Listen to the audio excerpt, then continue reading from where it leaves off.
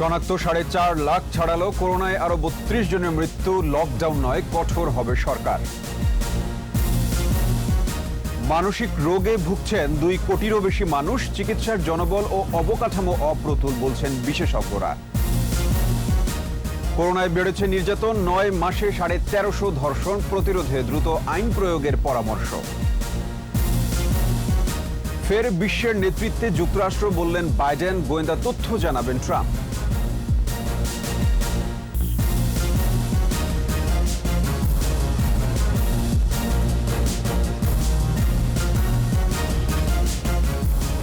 শুনছিলেন press security ইসলামী bank limited সংবাদ শিরোনাম। আমন্ত্রণ জানাচ্ছি সকাল 9:21 সংবাদে। আপনাদের সাথে আছি আমি সাব্বির আহমেদ। দর্শক, 21 টেলিভিশনের সংবাদ একই সাথে সরাসরি দেখতে পাবেন আমাদের ফেসবুক পেজ www.facebook.com/2124 অনলাইনে। দেশে করোনা ভাইরাস শনাক্তের সংখ্যা ছাড়িয়ে গেল 4.5 লাখ।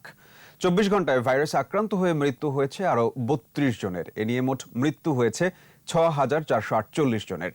শনাক্ত বিবেচনায় এক দিনে প্রতি 100 নমুনায় 14.85% এবং এ পর্যন্ত শনাক্তের হার 16.86%। রিপোর্টে আরও জানাচ্ছেন আকবর হোসেন সুমন। 262তম দিনে দেশে 117টি ল্যাবে একদিনে নমুনা পরীক্ষা হয়েছে 15,018 জনের। এতে নতুন করে শনাক্ত হয়েছেন 2,230 জন। এ নিয়ে শনাক্তের সংখ্যা 4,51,990। বিভাগ অনুযায়ী ঢাকায় মৃত্যুর হার সবচেয়ে বেশি, 53.07%। সবচেয়ে কম ময়মনসিংহে 2.05%। নতুন 2,266 জন সহ মোট সুস্থ হয়েছেন 3,63,877 জন। মোট মৃত্যুর হার 1.43% এবং সুস্থতার হার 81.17%। তবে লকডাউন আসছে কিনা সচিবালয়ে এমন প্রশ্নের জবাবে সড়ক পরিবহন ও সেতুমন্ত্রী বলেন, রোগ নিয়ন্ত্রণে সরকার কড়াকড়ি আরোপ করবে। জরিমানা দিতে হবে, তারা মাস্ক পরবে না, এ বিষয়টা এখন স্পষ্ট পরিষ্কার। Prime minister is very serious about it. সিদ্ধান্ত এমনও হতে পারে শেষ পর্যন্ত কিছু কিছু ক্ষেত্রে যদি রেস্ট্রিকশন আরোপ করতে হয় সেটাও করবে। শীতের মধ্যে করোনার বিস্তার কমাতে মাস্ক ব্যবহারে পরিচালিত হচ্ছে ভ্রাম্যমাণ আদালত। আকবর হোসেন সুমন, 21 টেলিভিশন, ঢাকা। দেশে 2 কোটিরও বেশি মানুষ কোনো না কোনোভাবে মানসিক রোগে ভুগছেন। প্রাপ্তবয়স্কদের মধ্যে 18.7% মানসিক সমস্যা রয়েছে। বিশেষজ্ঞরা বলছেন, নারীদের মধ্যে মানসিক রোগের হার বেশি। সে হিসেবে চিকিৎসক জনবল ও প্রয়োজনীয় অবকাঠামো একেবারেই অপ্রতুল বলে মনে করছেন বিশেষজ্ঞরা, যে কারণে মানসিক স্বাস্থ্যসেবা এরকম অবহেলিত। স্মৃতিমণ্ডলের 5 পর্বের ধারাবাহিকের 4র্থ পর্ব। ক্যামেরায় ছিলেন ইয়াকুব লিটন। শাহিন হায়দার জীবন থেকে হারিয়ে গেছে অনেকগুলো বছর। 2008 সাল থেকে মানসিক রোগে ভুগছেন। বোনের বাসায় থাকতেন। বোনের প্রতি স্বামীর বৈরী আচরণ প্রভাব ফেলে শাহিনের মনে। সেখান থেকেই শুরু মানসিক অসুস্থতা। ডক্টর বলছে ক্রস কালচার, মানে আমরা ফ্যামিলি সবাই যৌথ থাকতাম। তো যখন ইন্টারমিডিয়েটে পড়ে আমার বোনের বাসায় থাকতো, সেখানে আমার দুলাভাই আমার বোনকে নিয়ে অনেক টাকা পয়সা চাইতো। দুলাভাইয়ের ওখানে আপনার যে অ্যাক্টিভিটিস সেটা তার পছন্দ হইতো না। সেখান থেকে তার মনে একটা ব্যথা মানে হয়, এখান থেকেই সে আপনার মানসিক রোগী হয়। শাহিনের মতো অনেকেই আসছেন জাতীয় মানসিক স্বাস্থ্য ইনস্টিটিউট ও হাসপাতালে। একটি গবেষণার ফলাফলে দেখা গেছে 100 জন প্রাপ্তবয়স্ক মানুষের মধ্যে 18.7 জন কোনো না কোনো মানসিক রোগে ভুগছেন, আর 100 শিশুর মধ্যে এই সংখ্যা 13। ভয় পায়, আর মনে করেন দেখা যাইতেছে মনে করেন এক ধরনের সে একসম কথা কয়। অন্ধকার থাকতে চায়, লাইট জ্বালালে থাকবো না, আর মা বাবার বাড়ি বাড়ি করে দেয়। আমেরিকান এম্বাসিতে লেখাপড়া করছে, ওই লেভেল পর্যন্ত কমপ্লিট। এ লেভেলে পরীক্ষা দিতে পারে নাই, ওখান থেকে এর মাথার ব্রেন শুরু। নেশা করছে আগে। বিশেষজ্ঞরা বলছেন 15 থেকে 29 বছর বয়সীদের মধ্যে মানসিক রোগ বেশি। শিশু ও বয়স্কদের মধ্যে এই হার কম। প্রাপ্তবয়স্ক ও নারীদের একটি বড় অংশই ভুগছেন বিষণ্ণতায়। গুরুতর মানসিক রোগ নারী পুরুষ প্রায় সমান এবং নারীদের ভেতরে বিষণ্ণতার হার বেশি হওয়ার অনেক সামাজিক কারণ রয়েছে, অনেক পারিবারিক কারণ রয়েছে, অর্থনৈতিকভাবে তাদের যে আমরা বলবো যে ক্ষমতায়নের অভাব রয়েছে, সেই সমস্ত কারণে নারীদের মধ্যে মানসিক রোগের হার বেশি। এবং আমরা দেখেছি বাংলাদেশের ক্ষেত্রে 15 থেকে 30 বছর বয়সী নারীদের মধ্যে মানসিক রোগের হারটা খানিকটা বেশি। দেশে এই রোগের বিশেষজ্ঞ চিকিৎসক 270 জন, আর মনোবিজ্ঞানীর সংখ্যা মাত্র 250। কম জনবল নিয়ে আমাদের কিন্তু 18 কোটি মানুষের ভেতরে প্রায় 18.7% প্রাপ্তবয়স্কের মধ্যে মানসিক রোগ রয়েছে, আর শিশু কিশোরদের মধ্যে মানসিক রোগের হার হচ্ছে 13%। যার বিপরীতে এই মানসিক রোগ বিশেষজ্ঞ এবং মনোবিজ্ঞানী সংখ্যা অত্যন্ত অপ্রতুল। বিশেষজ্ঞরা বলছেন, হাসপাতালে আসা গুরুতর মানসিক রোগীর সংখ্যা বেশি হলেও কমিউনিটিতে মানসিক উদ্বেগ ও বিষণ্ণতায় ভুগছেন এমন রোগীর সংখ্যাও দিন দিন বাড়ছে। স্মৃতি মণ্ডল, একুশে টেলিভিশন, ঢাকা। করোনায় বেড়েছে ধর্ষণ ও পারিবারিক নির্যাতন। গত 9 মাসে ধর্ষণের ঘটনা ঘটেছে 1349টি। ধর্ষণের পর হত্যা করা হয়েছে 46 জনকে। এর মধ্যে 401টি ঘটনায় কোনো মামলা হয়নি। নির্যাতন প্রতিরোধে আইন প্রয়োগের সাথে সাথে মানসিক স্বাস্থ্য ঝুঁকি নিয়ে দ্রুত পদক্ষেপ নেওয়ার পরামর্শ দেন মানবাধিকার কর্মী ও আইনজীবীরা। বিশ্ব নারী নির্যাতন প্রতিরোধ দিবসে নির্যাতনের শিকার নারীদের পাশে দাঁড়ানোর আহ্বান তাদের। বিস্তারিত শাকের আরজুর রিপোর্টে।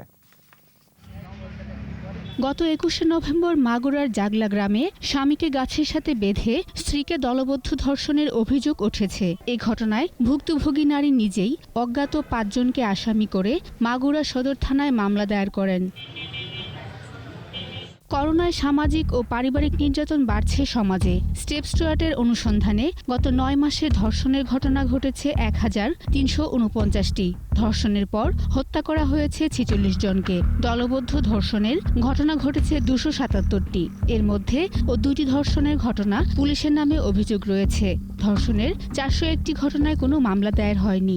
মাদকের সংখ্যাটা যখন বাড়ছে, পাশাপাশি কিন্তু নারীদের নির্যাতনও বাড়ছে, কারণ নারীদের হাতে যতটুকু পুঁজি আছে সেটা নিয়ে মাদক সেবীরা মাদক কেনার জন্য যখন তাদের উপরে চাপ দিচ্ছে, যখন সেটা বাধা পাচ্ছে, তখনই তার উপরে নির্যাতনটা চলে আসতেছে। বাবা দ্বারা, সৎ বাবা দ্বারা, খালু দ্বারা, আত্মীয় স্বজন, পাড়া প্রতিবেশী তারা বিভিন্নভাবে ধর্ষণের শিকার হচ্ছে। করোনায় আশঙ্কাজনক হারে বেড়েছে পারিবারিক নির্যাতন, বলছেন মানবাধিকার কর্মী ও আইনজীবীরা। শিশুরা স্কুলে যেতে পারছে না, তারা কিন্তু ঘরের ভিতরে আছে। স্বামীদের চাকরি নেই, স্বামীরা অনেক সময় বিদেশ থেকে যারা ফিরে এসছে তারাও কিন্তু চাকরি ছাড়া, এবং সেখানে অর্থনৈতিক সমস্যাটা যেমন, সেই সঙ্গে তাদের মানসিক নির্যাতনটাও অনেক বেশি বেড়ে গেছে। তবে নির্যাতন প্রতিরোধে আইন প্রয়োগের সাথে সাথে নির্যাতনকারীর মানসিক স্বাস্থ্য নিয়ে দ্রুত পদক্ষেপ নেওয়ার পরামর্শ দেন মানবাধিকার কর্মী ও আইনজীবীরা। নারী নির্যাতনের ক্ষেত্রে যে বিচারহীনতা, এই বিচারহীনতাও কিন্তু নারী নির্যাতন বাড়ার একটি বড় কারণ। আমরা দেখতে পাই সামাজিক যে আন্দোলনগুলো ছিল কোভিড-19-এর ফলে, সেই আন্দোলনগুলো কিন্তু এখন থাকছে না। শুধু আইন প্রণয়ন নয়, প্রয়োগের উপর জোর দেন আইন বিশেষজ্ঞরা। শাকের আরজু, একুশে টেলিভিশন, ঢাকা। 4 দলীয় জোট সরকারের আমলে রেলওয়ে খাত ছিল পুরোপুরি উপেক্ষিত। আওয়ামী লীগ সরকার ক্ষমতায় আসার পর রেল খাতে বরাদ্দ বাড়তে থাকে, নেওয়া হয় নানা উন্নয়ন প্রকল্প। এরই ধারাবাহিকতায় বিগত 11 বছরে রেলবহরে যুক্ত হয়েছে বেশ কিছু নতুন ইঞ্জিন ও কোচ। চট্টগ্রাম থেকে বিপ্লব মজুমদারের ক্যামেরায় রেল নিয়ে একরামুল হকের 2 পর্বের রিপোর্টের প্রথম পর্ব আজ জানাচ্ছেন সমর ইসলাম। দেশের প্রতিটি জেলাকে রেলওয়ে নেটওয়ার্কের আওতায় আনার লক্ষ্যে কাজ করছে বর্তমান সরকার। এই উদ্যোগের অংশ হিসেবে রেলের বহরে যুক্ত করা হচ্ছে নতুন ইঞ্জিন ও কোচ। এতে রেল ভ্রমণ আনন্দদায়ক হয়ে উঠছে। 200টি মিটার গেজ কোচ পেয়েছি ইন্দোনেশিয়া থেকে। এই উন্নত মানের কোচগুলি এসেছে। এই কোচগুলো দিয়ে আমরা ইতিমধ্যে 6টি ট্রেন নতুন রূপে প্রতিস্থাপন করেছি এবং যাত্রীরা আগের চেয়ে অনেক উন্নত মানের সেবা পাচ্ছে। সম্প্রতি রেলের বহরে যুক্ত হয়েছে কোরিয়া থেকে আনা 10টি ইঞ্জিন। ইঞ্জিনগুলোর কমিশনিং হবে ডিসেম্বরের প্রথম সপ্তাহে। এই ইঞ্জিন আন্তনগর এবং দূরপাল্লার ট্রেনে ব্যবহারের পরিকল্পনা করছে রেল কর্তৃপক্ষ। 60 বছরের পুরনো এই লোকোমোটিভগুলো আমাদের লোকজনের মাধ্যমে মেরামত করে চালিয়ে আসছি। ইতিমধ্যে আমাদের মধ্যে 10টি নতুন লোকোমোটিভ কোরিয়া থেকে এসেছে। এই লোকোমোটিভগুলি অত্যন্ত গতিসম্পন্ন, আধুনিক এবং মানসম্মত। রেলের এই উন্নয়নকে স্বাগত জানিয়েছেন শ্রমিক নেতারা। 20-30 কিলোমিটার 40 মিটার যাওয়ার মতো রাস্তার উপরে আপনার ইঞ্জিন দাঁড়াই আছে, আপনার প্যাসেঞ্জার কষ্ট পাচ্ছে। কিন্তু এখন রেল যে অবস্থান আছে, জননেত্রী শেখ হাসিনা রেলকে ঢালাওভাবে সাজিয়েছেন। ব্রিটিশ আমল থেকে এখনো পর্যন্ত এই অঞ্চলের মানুষের কাছে রেল যোগাযোগের ক্ষেত্রে আস্থার প্রতীক। সমর ইসলাম, 21 টেলিভিশন। শীত মৌসুমের জন্য গরম কাপড় তৈরিতে ব্যস্ত কেরানীগঞ্জের গার্মেন্টস পল্লী। 600-ও বেশি শীতবস্ত্র তৈরির কারখানার কর্মীদের এখন ব্যস্ততার শেষ নেই। দেশের বিভিন্ন স্থান থেকে পাইকাররাও আসতে শুরু করেছেন। করোনাকালের ক্ষতি এবারের মৌসুমে পুষিয়ে নেয়ার আশা করছেন ব্যবসায়ীরা। কেরানীগঞ্জ প্রতিনিধি সালাউদ্দিন মিয়ার রিপোর্ট, জানাচ্ছেন রত্নজামান। বুড়িগঙ্গার তীর ঘেঁষে কেরানীগঞ্জ গার্মেন্টস পল্লী। গরম কাপড় তৈরিতে ব্যস্ত কারখানাগুলো। বাহারি ডিজাইন ও রঙের সোয়েটার, কার্ডিগান, জ্যাকেট সহ নানা ধরনের শীতবস্ত্র তৈরি হয় এখানকার কারখানাগুলোতে। প্রতি বছর শীত মৌসুম আসার 5 থেকে 6 মাস আগে থেকে শীতের পোশাক তৈরি শুরু হলেও এবার করোনার কারণে কাজটা দেরিতে শুরু হয়েছে।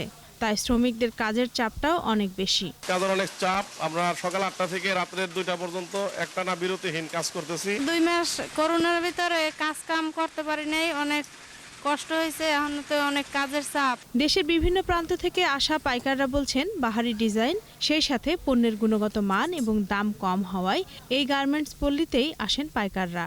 এবারের শীতে করোনাকালের ক্ষতি পুষিয়ে নিতে চান ব্যবসায়ীরা। মানের দিকটা এবং ফিনিশিংয়ের দিকটা এবং কাপড়ের দিকটা আমরা আশা রাখি যে বাংলাদেশের ভিতরে প্রায় 70-80% পোশাক আমাদের এই কেরানীগঞ্জ থেকে আমরা সাপ্লাই দিই। সব কিছু ঠিক থাকলে আমাদের কেরানীগঞ্জের এই শীতের মৌসুম দিয়ে আমাদের এই করোনাকালীন যে ক্ষয়ক্ষতি হয়েছে তার কিছুটা হলে আমরা পুষিয়ে নিতে পারবো। দেশের শীত বস্ত্রে চাহিদার 75% মেটায় কেরানীগঞ্জ গার্মেন্টস পল্লী। রত্নজামান, 21 টেলিভিশন। দর্শক, একটি বিশেষ ঘোষণা। 27 নভেম্বর থেকে 21 টেলিভিশনের সংবাদ সূচিতে কিছুটা পরিবর্তন আসছে। প্রতিদিন আমাদের সংবাদ আয়োজন থাকছে সকাল 9টা, দুপুর 12টা ও 2টা, বিকাল 4টা, সন্ধ্যা 7টা, রাত 9টা, 11টা ও রাত 1টায়। এছাড়া সন্ধ্যা 6টায় প্রচার হবে দেশের সংবাদ ও চট্টগ্রাম সংবাদ। শেষ করছি সকাল 9টার 21 সংবাদ। যাবার আগে ফার্স্ট সিকিউরিটি ইসলামী ব্যাংক লিমিটেড সংবাদ শিরোনামগুলো আরও একবার। শনাক্ত 4.5 লাখ ছাড়ালো, করোনায় আরো 32 মৃত্যু, লকডাউন নয়, কঠোর হবে সরকার। মানসিক রোগে ভুগছেন 2 কোটিরও বেশি মানুষ, চিকিৎসায় জনবল ও অবকাঠামো অপ্রতুল, বলছেন বিশেষজ্ঞরা। করোনায় বেড়েছে নির্যাতন, 9 মাসে 1350 ধর্ষণ, প্রতিরোধে দ্রুত আইন প্রয়োগের পরামর্শ। ফের বিশ্বের নেতৃত্বে যুক্তরাষ্ট্র, বললেন বাইডেন, গোয়েন্দা তথ্য জানাবেন ট্রাম্প।